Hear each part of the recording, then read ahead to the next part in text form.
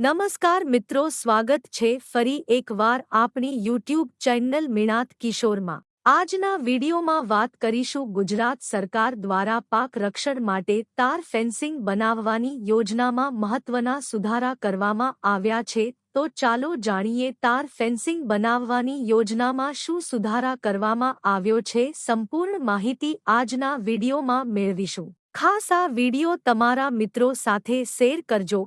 ચેનલમાં નવા આવેલા હોય તો ચેનલને સબસ્ક્રાઇબ કરજો। તો ચાલો વિડિયો શરૂ કરી।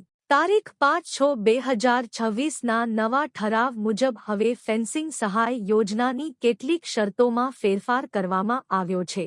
મુખ્ય સુધારાની વાત કરીએ તો અગાઉ ખેડૂતો પાસે ઓછામાં ઓછી 2 હેક્ટર જમીનનો ક્લસ્ટર હોવો જરૂરી હતો, પરંતુ હવે આ મર્યાદા ઘટાડીને 1 હેક્ટર ક્લસ્ટર કરવામાં આવી છે। અગાઉ સહાય માટે રનિંગ મીટર દીઠ ₹200 અથવા ખર્ચના 40% માંથી જે ઓછું હોય તે મળતું હતું, પરંતુ હવે સુધારા બાદ રનિંગ મીટર દીઠ ₹300 અથવા ખર્ચના 40% માંથી જે ઓછું હોય તે મુજબ સહાય મળશે।